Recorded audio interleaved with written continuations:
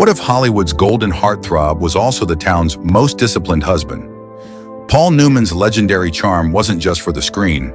It ran straight into his real-life romances, scandals, and a love story that defied every tabloid rumor. Today, we're peeling back the curtain on his 6-decade love life, from a summer stock sweetheart to the woman he'd call my only real victory. Stick around, because the twist might surprise you. Jacqueline "Jackie" Witt, 1949 to 1958. Paul's first romance wasn't with a studio ingenue. It began in the rustic theaters of Wisconsin, where a young actor met budding performer Jacqueline Witt during summer stock in 1946. Sparks flew, and by 1949 they'd quietly wed, settling into the New England suburbs. Jackie bore him 3 children, Scott, Susan, and Stephanie, while Paul's Broadway career climbed. Yet whispers surfaced that the pressures of early success and his restless drive for stardom strained their bond. Some colleagues recalled Paul returning late to their modest home, eyes ablaze with ambition, leaving Jackie juggling parenting and household bills.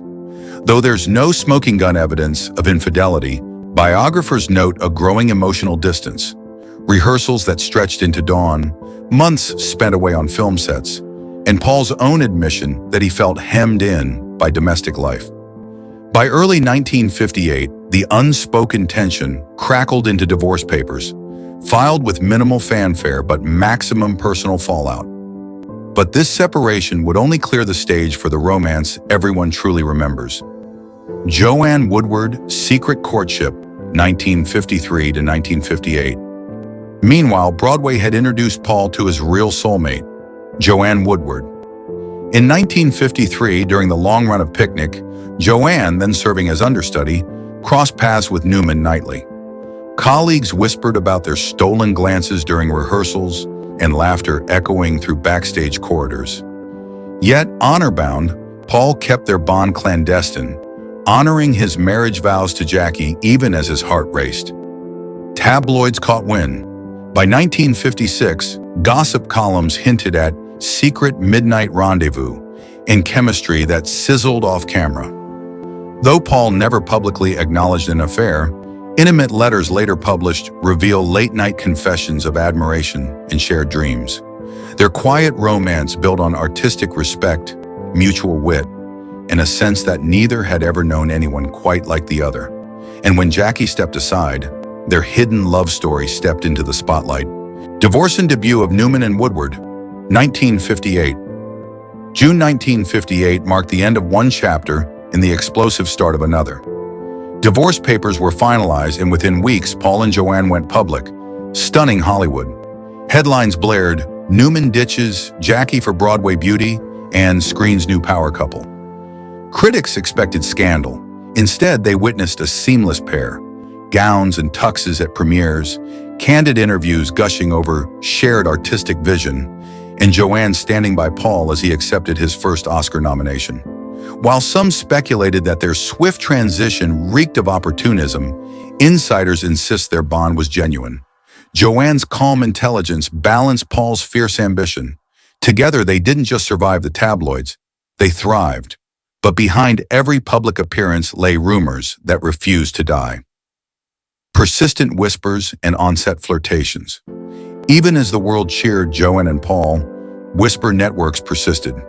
When Paul starred opposite Elizabeth Taylor in Cat on a Hot Tin Roof, rumor mills churned, late-night script readings, reported champagne-fueled laughter, and a chemistry so electric it allegedly required on-set chaperones.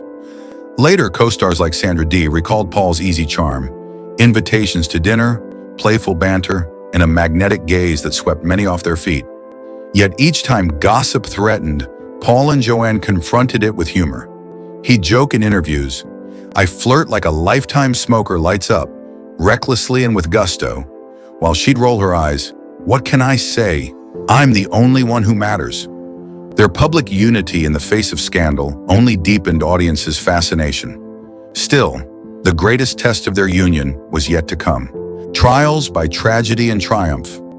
1978 to 1985.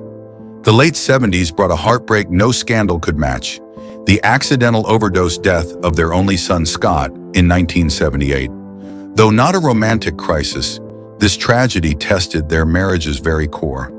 Some insiders feared it might tear them apart under the weight of grief. Instead, it galvanized them. Together, they established the Scott Newman Center to fight drug abuse, transforming private devastation into public advocacy. In interviews, Paul credited Joanne's steady strength, saying, "If love were measured by storms weathered, ours would reach the heavens." Their joint philanthropy and mutual support in the wake of loss silenced rumors of mid-career rifts and showcased a partnership rooted in empathy, respect, and shared purpose. They emerged not just as a couple in love, but as allies dedicated to changing the world. 6. The lasting legacy of a Hollywood power couple from 1985 to 2008. Into their later years, Paul and Joanne became Hollywood's rare success story, a marriage spanning 50 years without public divorce threats or bitter feuds. While Paul raced cars and launched Newman's Own, Joanne pursued her own acclaimed acting projects, each success met with cheers from the other. Rumors of waning interest faded as they appeared hand in hand at premieres, award galas, and charity events.